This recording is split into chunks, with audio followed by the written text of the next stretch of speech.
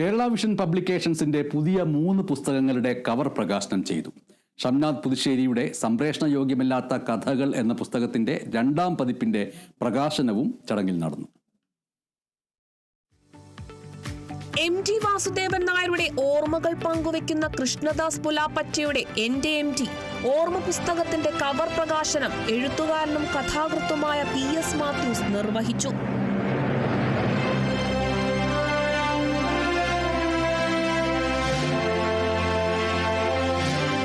MTയെക്കുറിച്ച് വളരെ വ്യക്തിപരമായി അദ്ദേഹം ഒന്നും എഴുതാറില്ലായിരുന്നു. അദ്ദേഹത്തിൻ്റെ കഥകളും നോവലുകളും എല്ലാം കൂട്ടിച്ചേർത്താൽ ചിലപ്പോൾ ആത്മകഥ കിട്ടിയേക്കും എന്നാണ് അദ്ദേഹം പറഞ്ഞിരുന്നത്.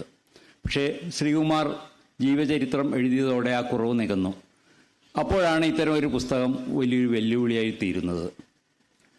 അത് കൃഷ്ണദാസ് നമ്മളെ അത്ഭുതപ്പെടുത്തുന്ന തരത്തിൽ ലേഖനങ്ങൾ കണ്ടെത്തി നമ്മളറിയാത്ത ഒരു MTയെ അവതരിപ്പിച്ചിട്ടുണ്ട് എന്നാണ് ഞാൻ മനസ്സിലാക്കുന്നത്. ആ പുസ്തകം മലയാളിക്ക് തീർച്ചയായിട്ടും ഒരു വലിയൊരു മുതൽക്കൂട്ടായിരിക്കും എന്നുള്ള കാര്യത്തിൽ എനിക്ക് സംശയമൊന്നുമില്ല. നവാസ് മേത്തറിന്റെ ആക്കാറും ഏഴുമരണവും പുസ്തകത്തിന്റെ കവർ പ്രകാശനം ഫാദർ മൈക്കിൾ വെട്ടിക്കാട്ടും നിർവഹിച്ചു.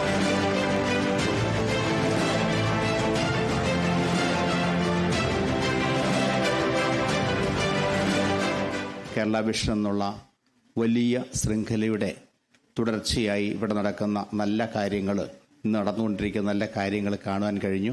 എല്ലാത്തിനും എൻ്റെ അഭിവാദ്യങ്ങളും അഭിനന്ദനങ്ങളും പ്രത്യേകമായിട്ട് അറിയിക്കുന്നു. ഈ അവസരത്തിൽ മറ്റൊരു പുസ്തക രചനയിലേക്ക് അദ്ദേഹം വന്നിരിക്കുന്നു എന്നതിൽ സന്തോഷകരമാണ്. ആ പുസ്തകത്തിന് എല്ലാവിധ വിജയങ്ങളും ആശംസിക്കുന്നു. ദൈവം അനുഗ്രഹിക്കട്ടെ എന്ന് പ്രാർത്ഥിക്കുന്നു. ഷംനാദ് പുതുശ്ശേരിയുടെ വിശുദ്ധന്റെ കുംഭസാരത്തിന്റെ കവർ പ്രകാശനം സംവിധായകൻ വിനയനും നിർവഹിച്ചു. ചില വിശുദ്ധന്മാർ വിശുദ്ധരായി തന്നെ ജീവിച്ചു മരിക്കുമെന്നും ചില വിശുദ്ധന്മാരുടെ കള്ളി ഇടയ്ക്ക് പൊളിയുമെന്നും സംവിധായകൻ വിനയൻ പറഞ്ഞു.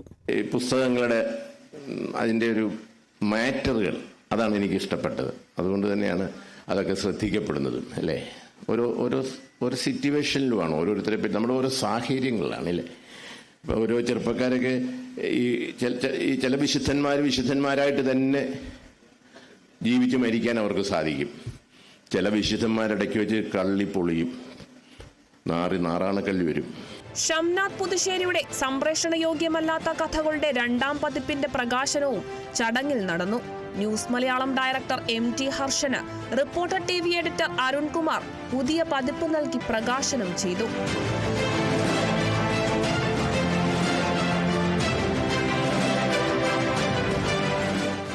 സംപ്രേഷണ യോഗ്യമല്ലെങ്കിലും വായനായോഗ്യമാണ് ഈ പുസ്തകമെന്നും എത്ര ദൃശ്യമാധ്യമങ്ങൾ വന്നാലും എഴുതാനും വായിക്കാനും മനുഷ്യർ ഈ ലോകത്തുണ്ടാകുമെന്നും ഡോക്ടർ അരുൺകുമാർ പറഞ്ഞു. എത്രയെത്ര റീലുകൾ ഉണ്ടെങ്കിലും എത്രയെത്ര ദൃശ്യകഥകൾ പ്രചരിക്കുന്നുണ്ടെങ്കിലും ഇപ്പോൾ ഇവിടെ പറഞ്ഞതുപോലെ എഴുതാനും വായിക്കാനും മനുഷ്യർ ഈ ഭൂമിയിലുണ്ടാവും. കാരണം മനുഷ്യർക്ക് മാത്രം കഴിയുന്ന ഒന്നാണ് വായിക്കുക, എഴുതുക എന്നുള്ളത്. ഇപ്പോൾ സംപ്രേഷണയോഗ്യമല്ലാത്ത എന്നൊരു തലക്കെട്ട് കണ്ടപ്പോൾ ഞങ്ങളൊക്കെ ആലോചിക്കുകയായിരുന്നു, ഇത് ഇപ്പോൾ തിരിച്ചറിയണമെങ്കിൽ നമ്മൾ സംപ്രേഷണം ചെയ്യുന്ന പരിപാടികൾ നോക്കിയാൽ മതി. അതിൽ ഭൂരിപക്ഷവും സംപ്രേഷണയോഗ്യമല്ലാത്ത കഥകളായിരിക്കും എന്നുള്ളതാണ് വാസ്തവം.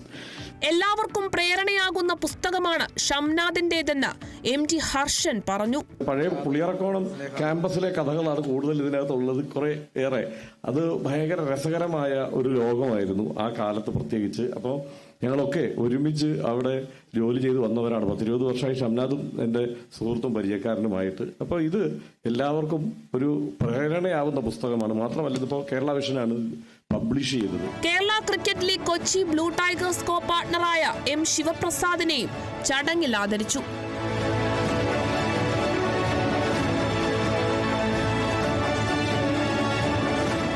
നിരവധി ചാനലുകളുടെ ഡിസ്ട്രിബ്യൂട്ടറായ ശിവപ്രസാദിന് ഇനിയും വലിയ ഉയരങ്ങളിലെത്താൻ സാധിക്കട്ടെ എന്ന് reporter TV managing director Anto Augustine പറഞ്ഞു. അദ്ദേഹത്തിന്റെ ഭാവി ഗംഭീരമാകട്ടെ, ഇനിയും വലിയ ഉയരങ്ങളിലേക്ക് എത്തട്ടെ. ഇപ്പോൾ ക്രിക്കറ്റിൻ്റെയൊക്കെ മെയിൻ ടീമിനെ മേടിച്ച് മുതലാളിയായിട്ടുണ്ട്. ഇനിയൊക്കെ നമ്മൾ ടിക്കറ്റ് ചോദിക്കേണ്ടി വരും, ബയോ ടിക്കറ്റ് എന്നൊക്കെ പറഞ്ഞിട്ട്. അപ്പോൾ വലിയ വലിയ ഉയരങ്ങളിലെത്തട്ടെ. എറണാകുളത്തും ഡിസ്ട്രിബ്യൂഷൻ ലെവലിലും പിന്നെ ഈ B2B രംഗത്തൊക്കെ വലിയ രീതിയിൽ ഉന്നതങ്ങളെത്തട്ടെ, വലിയ ചാനൽ മുതലാളിമാരുമായിട്ട് ബന്ധമുണ്ടാകട്ടെ. പരിപാടിയിൽ KCCL chairman K. Govindan, Kerala vision news managing director Prajeesha Chandy, KCCL MD Suresh Kumar PP, yellow clouds founder chairman Sivaprasadan, Kerala vision publications editor Harikumar തുടങ്ങിയവർ പങ്കെടുത്തു. Kerala vision news, Kochi.